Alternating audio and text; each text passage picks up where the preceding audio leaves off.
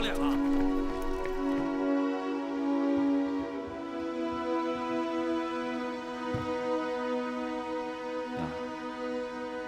我回来了。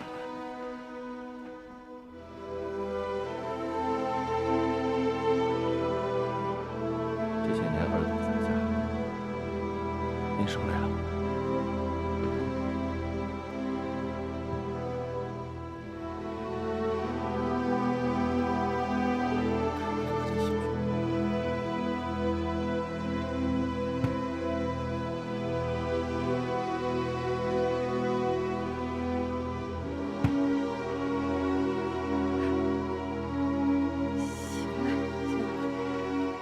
磕了，人也见了，去见见你媳妇儿。各位乡亲呐，大家都回吧，这不阿良都看见了吗？啊，改天我让阿良请你们吃饭。周家伯母说话要算话呀！话算话，一定请，一定请。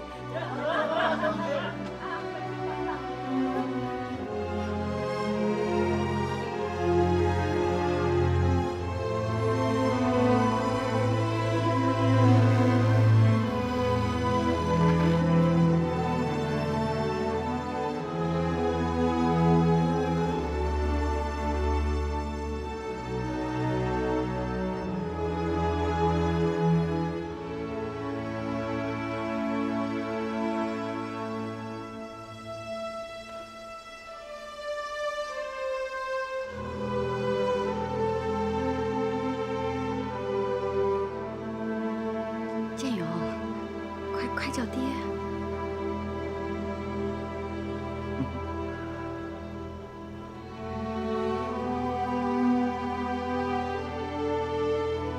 建勇，你不是天天跟娘说想爹，问爹什么时候回来吗？爹现在就回来了，快叫！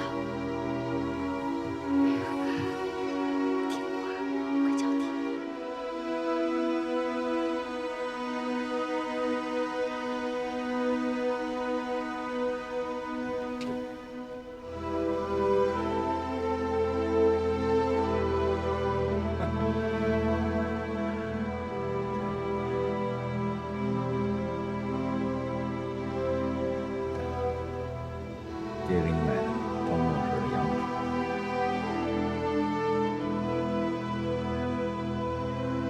拿着。快谢谢爹！奶奶，奶奶，看爹给我买的羊皮。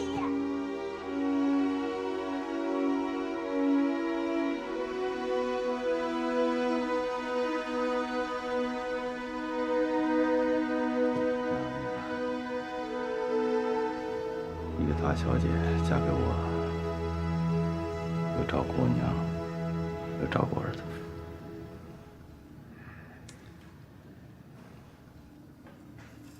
委屈你了。不委屈，娘很疼我的，家里面也不愁吃不愁穿，一切都挺好的。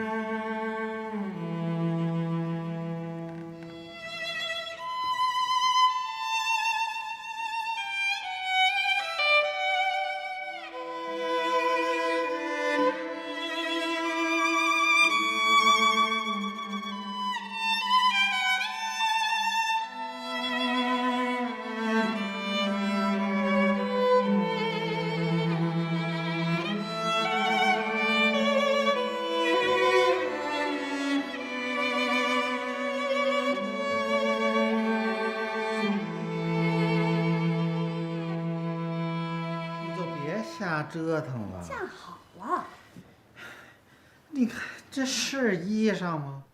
这怎么不是衣裳呀？是吗？是啊，这穿你身上才不像衣裳的。哎，我觉得挺好的。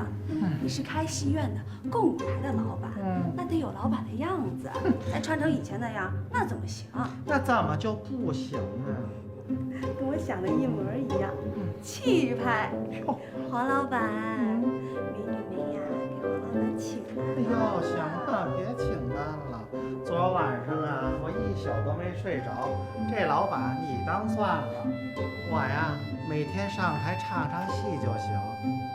就你，自己哼两句，唱唱还行。要真上台，那还不把观众吓跑了？开戏院的得请角儿。行，以后我请角儿，我每天跟他上台比试比试，亮亮活。蒙捧场的还可以，蒙我黄土柳啊，没门儿。瞧你这个当老板的，这戏院还没开张呢，倒跟角儿先较上劲。当老板得有身份，稳重。所以啊，我在戏园的旁边的永福宫卖了一栋石窟门，花了3000两银子，我够气派了。3000两，你哪来的钱呀？是范晨硬塞给我的。硬塞给你的？是你偷摸管人家借的吧？这事儿可别让阿良哥知道。你说你这钱还没挣着呢，那花的大手大脚的，败家子！真没良心！我买房子为了谁呀？不就是为了娶你吗？娶你就得像模像样的。油嘴滑舌的，自己想住好房子，倒拿我当借口啊！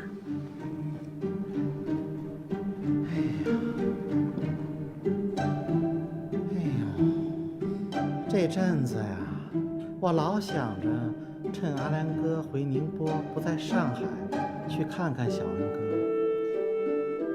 几次动身，走了一半啊，我又回来了。为什么呀？我能跟他说什么呀？我这脾气你还不知道吗？惹急了我，我还得揍他一顿。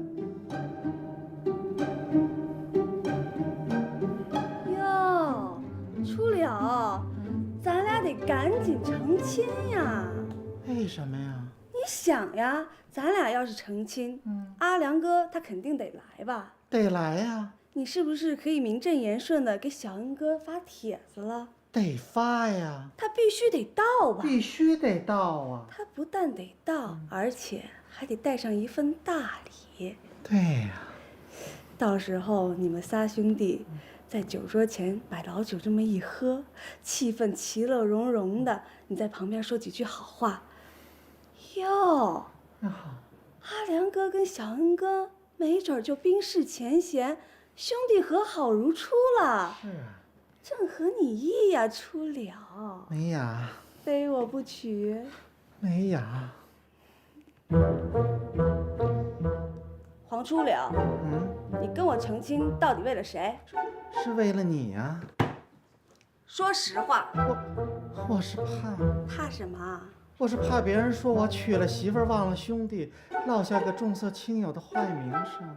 你呀，就不配有媳妇儿。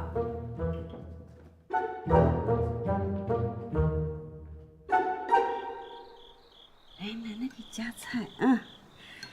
儿子，这36两银子一下子变成了30多万两，那得多少啊？到现在我也没搞清楚呢。那么多银子，要是码在一起，我还真说不清楚有多高，反正比建勇高。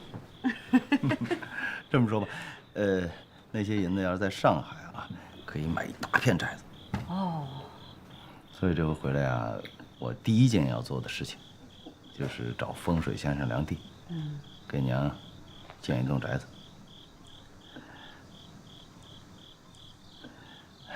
还有啊，以前的董府，不管现在的主人开多大的价钱，我也要把它买回来。那，你还想干点什么呀？这都是这些年儿子的念想。现在儿子成了，啊，也随个愿呗。我还有个最大的愿望，娘。您别再给人家缝衣服了，好吧？现在咱们家有钱了，你再干那个，不让人家说嘛，你是吧？我不缝衣服，那我干点什么呀？啊？那我就跟志莲她娘一样，去尼姑庵里敲木鱼得了。你瞧您说的，哎，今后我给您专门留一个屋，哎，一桌牌酒，一桌麻将，什么时候高兴了，你就招呼几个人来玩。哎，有钱人家都是这么过日子的，那我娘为什么不行呢？你想吃什么了？东府园，让他们天天往家送，大唐黄鱼、冰糖甲鱼，咱们换着吃。儿子，娘怕腻，怕腥，你忘了吧？啊？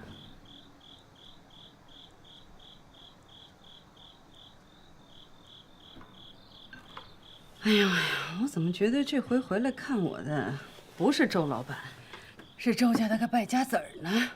你说是吧，志莲？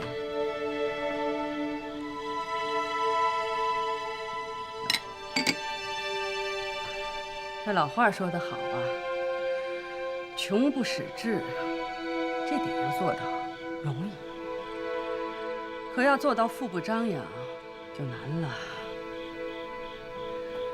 这么多父老乡亲，千辛万苦的帮着你才挣下了这份家业，你真打算这么花这么糟蹋啊？修宅子，娘不要，娘觉得住在这儿挺好的。牌九啊，麻将，娘不会，娘也不会学。缝衣服怎么了？缝衣服我照样能挣银子，我不丢人。娘，我这不是这么多年没回来，见着您高兴嘛，一得意就忘情呗。娘，哎呀，您别生气。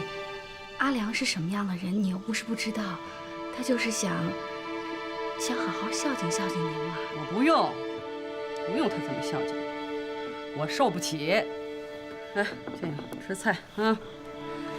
听奶奶说，好好上学堂，好好学本事，学了本事就知道什么是谦虚了，就不那么张狂了。吃。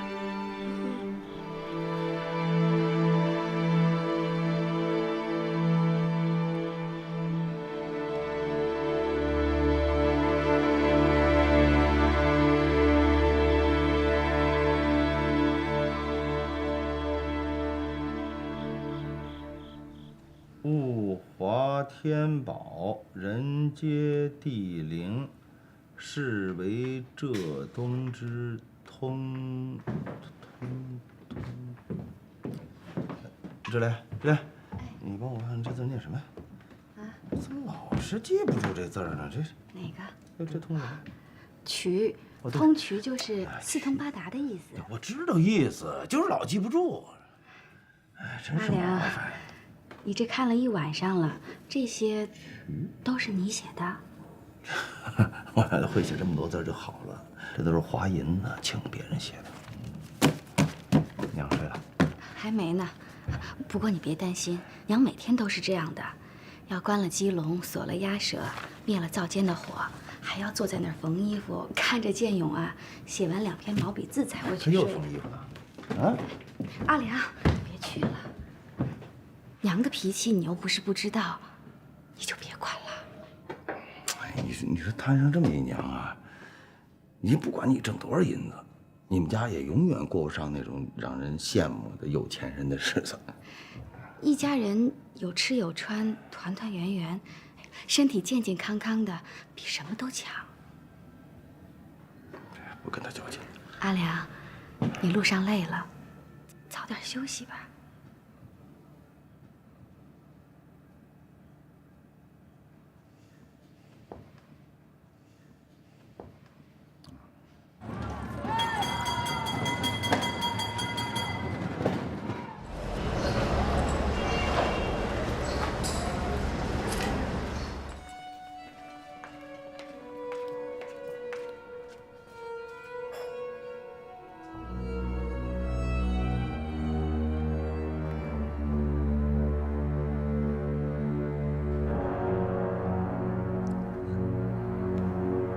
左手拿茶，右手拿刀，像这样。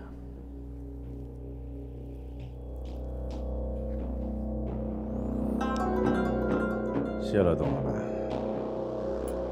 我的手拿刀只会杀人。范先生，在上海滩吃西餐是时髦，能到这种场合来更是一种身份，你得适应。找我到底什么事儿啊？哎呀，你别搞那么严肃好不好？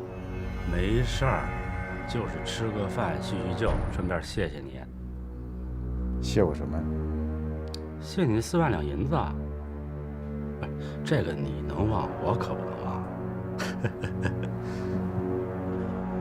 我早说过，那些银子是你应该得的，不用放在心上。这个呀，投之以桃，报之以李。我的交友之道就是你敬我一尺，我敬你一丈。简单的说吧，就是我想跟你联手做生意。做什么生意？你想想啊，现在这个上海滩，做什么生意最有发展？全国有多少好东西要在上海装船，而洋人又有多少货物要在上海卸船倾销到全国？当然了，洋人那块咱们管不了，但就上海滩这一块，南船北船的航运，目前可都还是一盘散沙呢。你的意思是？你想啊，咱们要是把南船北船的航运都给管起来，那得挣多少银子啊？你太高看我了，我哪有这么大的本钱？你有孙大人呢，孙大人就是你的本钱啊！长江巡域，凡是跟水有关系的事儿，谁敢不听他的？那你去找孙大人谈去吧。这个呀，铁打的营盘流水的兵，没有带一辈子的顶戴花翎，最终什么说话最好使？银子。你跟我合作，只要利用孙大人这面大旗，咱们拿下南船北船的货运，到时候保你发一辈子的大财。2个宁波人风云上海滩，再过几年，等这宴席散了，也许就剩咱们俩了。咱们靠什么说话？银子，你有的是银子。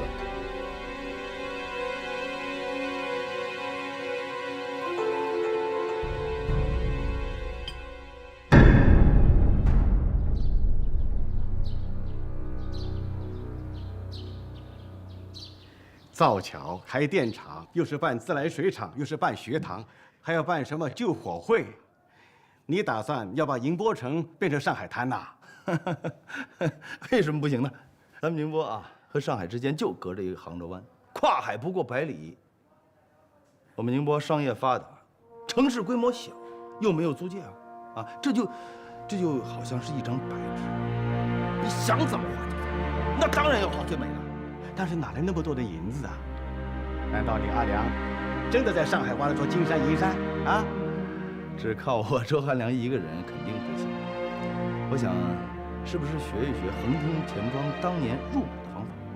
咱们成立一个合伙的洋行。咱们宁波经商的人多了去了，光上海啊数得着的大老板，那有多少都算不了。造福乡里，又赚钱了，又留有好名声，何乐而不为？这是个好主意。众人拾柴火焰高嘛。你要是挑这个头，我就动员宁波所有的钱庄参加。成，这个头我挑了，我先入股10万两。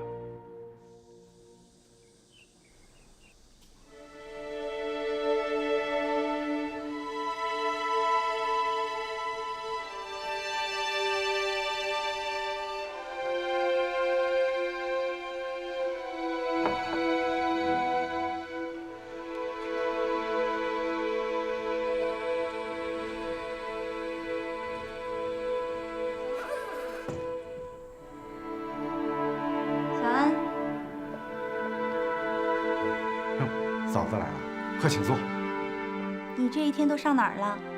人家看不到你，心里觉得空落落。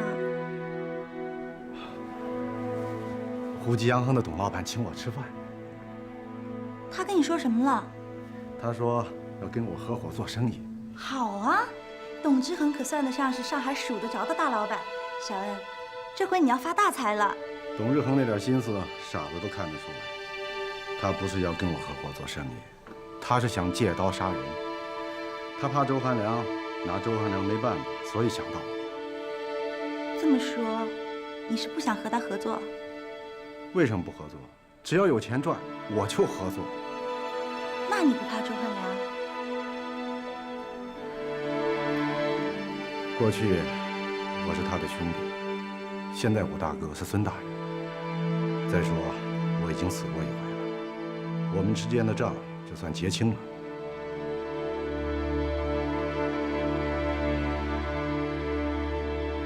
从今往后，谁要是挡我的财路，我就做了谁。那我呢？如果我挡你的路，你也杀了我吗？开什么玩笑！你是我大哥的女人，你是我嫂子。什么嫂子？人家比你小。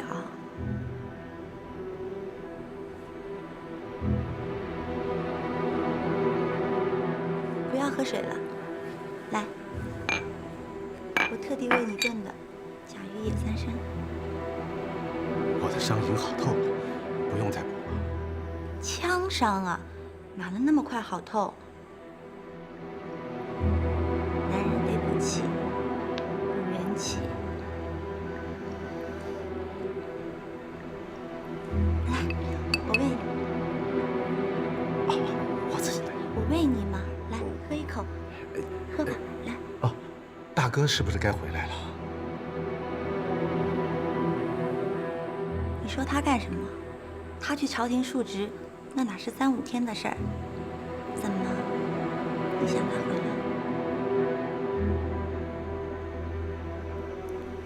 趁热喝了吧，来，我喂你，喝一口，来，喝一口，嫂子别这样，嫂子，就喝一口，嫂子，对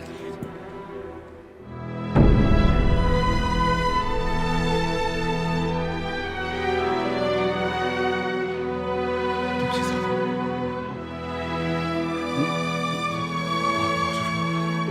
我觉得我们这么做，对不起大哥，对不起大哥。嫂子，你别这样。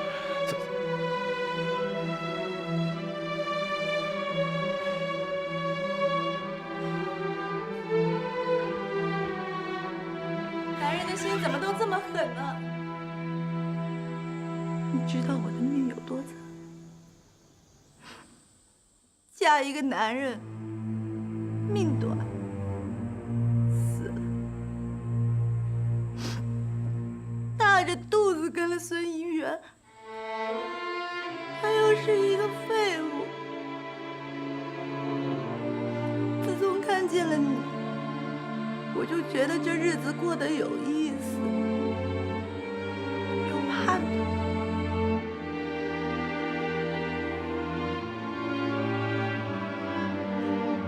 小恩，我知道你进孙府图的是什么，你想要的金山银山，我都能帮你得到。我会让孙银元乖乖听你的话。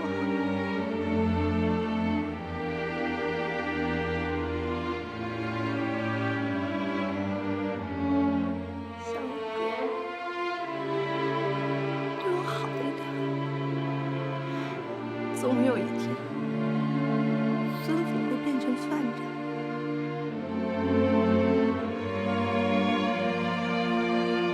我都盼着你。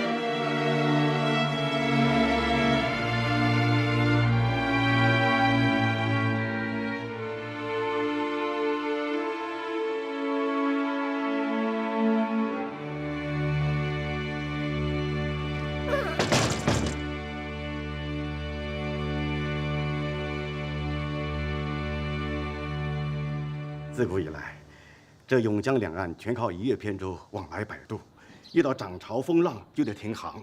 这两岸看得见过不去，通行受阻，通货又不畅。这大铁桥一修，就如履平地呀。跟先生，这个桥的长度我没意见啊，就是桥面，我觉得再加宽2丈吧。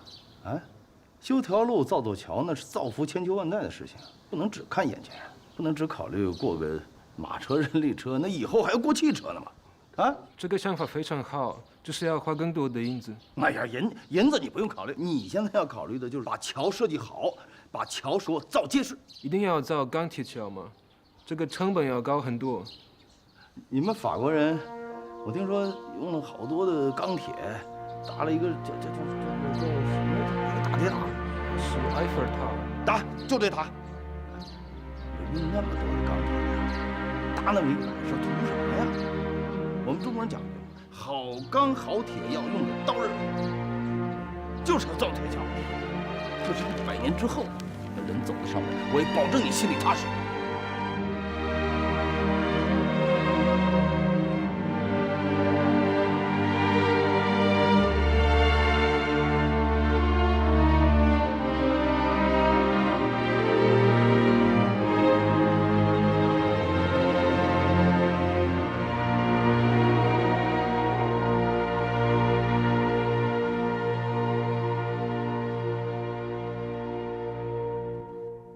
这怎么回事啊？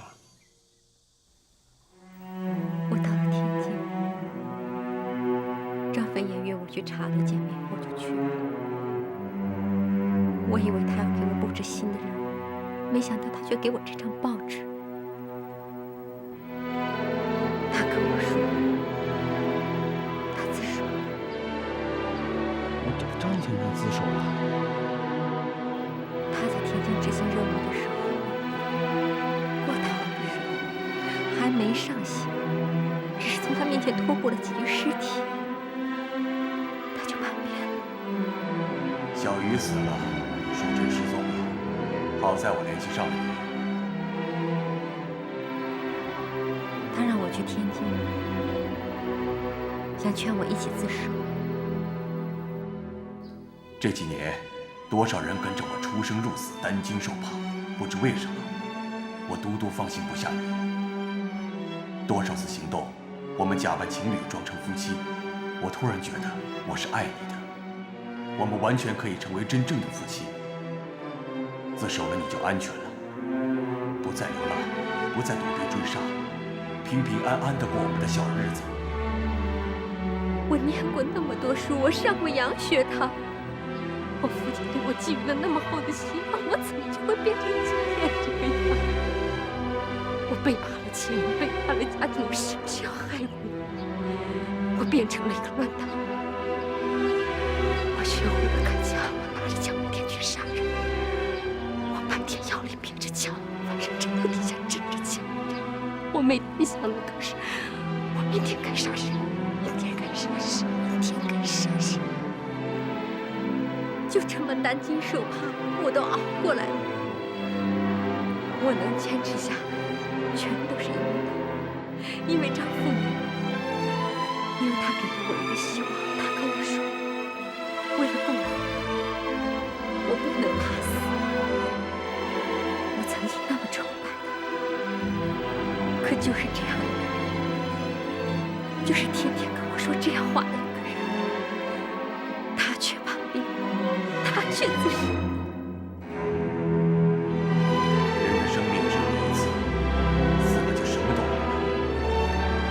太少了，革命者不能光有理想，要有策略。如果有一天共和成功了，可是像我们这样有着坚定信念的人都死了，试问谁来建设共和？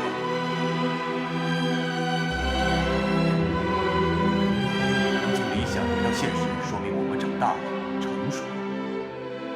自首不可怕，这不是辩解，这是顺势而为。我们一起从日本回来，一共12个人，可现在只剩下我一个。我不能死，我要为他们活着。你怎么敢跟我说这样的话？你天天带着同志们的鲜血染成的顶戴花翎，你不怕遭报应吗？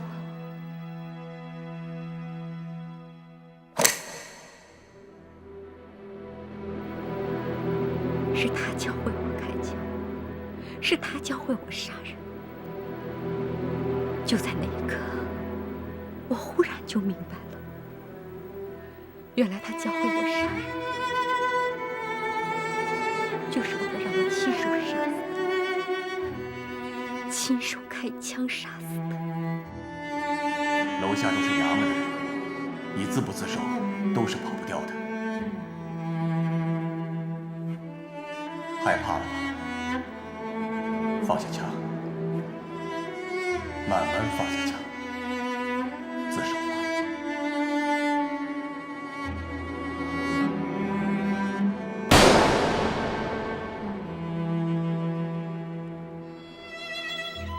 我就像一魂，我的心都被掏空了，我脑子也是空白的。我不知道我能去哪儿，我不知道我还能去找谁，我不知道我还能相信谁，我不知道我下半辈子怎么过。我就是要拿着枪，我拼命的口白。志佳，你干什么？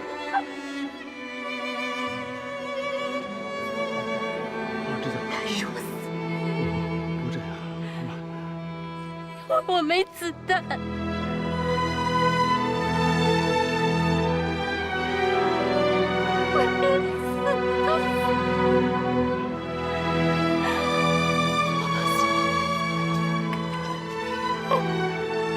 我自己死不了。好了，好了，你不能死，你忘了，你答应过我，你说你要好好活着，对吧？不这样，不这样啊！撒手！我真的想死，真的，阿良，我真的想死。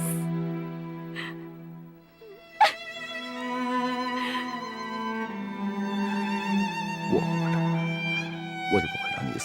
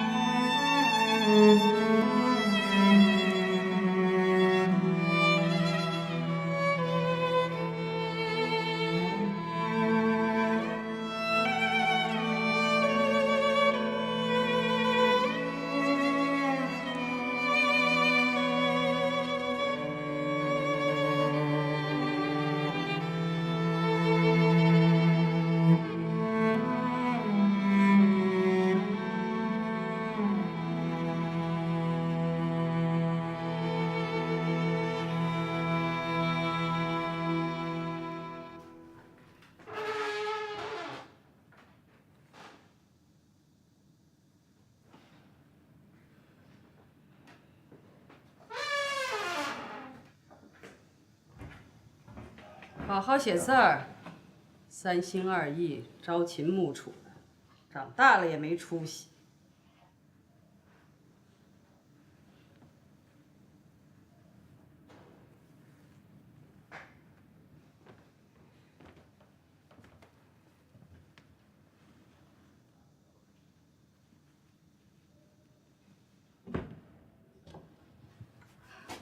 回来啦。志莲，我跟你有话说。你还没吃饭吧？锅里我给你热着呢，快去吃吧。我不饿。你姐姐回来了。我看见了。所以嘛，有些事情咱们最好当面把话讲清楚。不用说，什么都不用说的。男人的事情，自己拿主意。可是这件事情我一个人拿不了主意。我不想骂你。我和你姐姐，我正要去看她呢。天凉了，我给她拿几件衣服过去。志莲，我觉得你最好听我把话说完。阿良，姐姐能回来，我很高兴，真的很高兴。我得过去了，你没吃饭，姐姐肯定也没吃饭，她该饿了。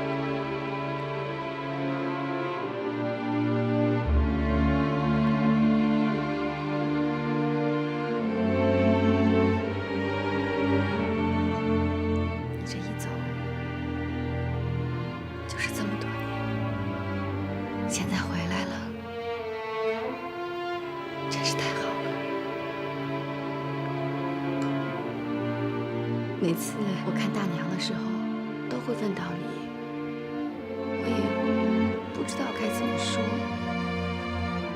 怕她担心，就说你很好。每次给爹上坟的时候，我也跟爹说，是咱俩一块儿来看他。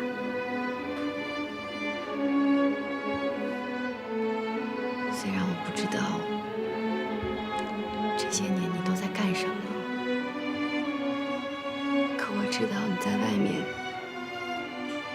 一定吃了很多苦，受了很多委屈。我也想，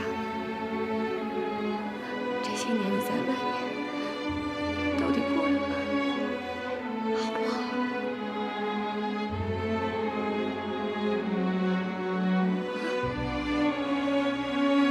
好啊，怎么会不好？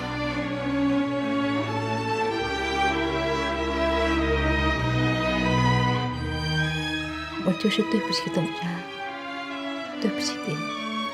爹当年没看错，阿良是个好人，也很有能力。董家虽然败了，可是有阿良的支撑，咱们董家在江夏街留下了好名声。我也谢谢你，要不是你逃了婚，我也不可能嫁给阿良。不管他喜不喜欢我，可是这些年跟他在一起过日子，我过得很好，很知足。这些都是你给的，谢谢。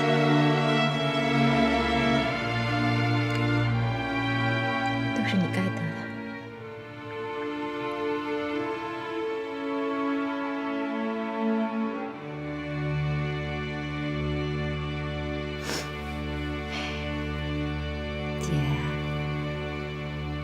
你从小就比我聪明，比我漂亮，还上过洋学堂。我有时候就在想，长大了要像你这样该有多好。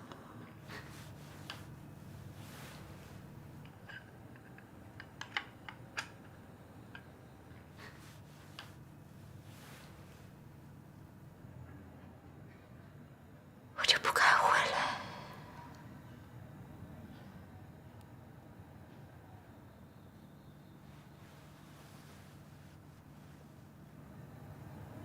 你要回来，你必须要回来，这是你的家，你想回来就回来，想住多久就住多久。我来就是想跟你说，别再住客栈了，明天就搬回去。你住在这里，我心里很难受。别走了。不管发生什么都别再走了，大娘还在，爹的坟也在，你再走，他们会担心的。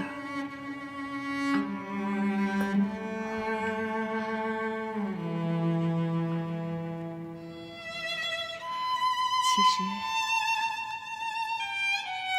我能跟阿良过上这几年，我已经很知足。别说，姐，我求你，我说的是真心话，别说了，我真的可以走。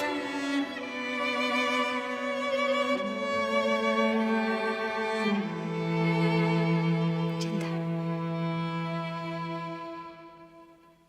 潮涌三江，送风远方。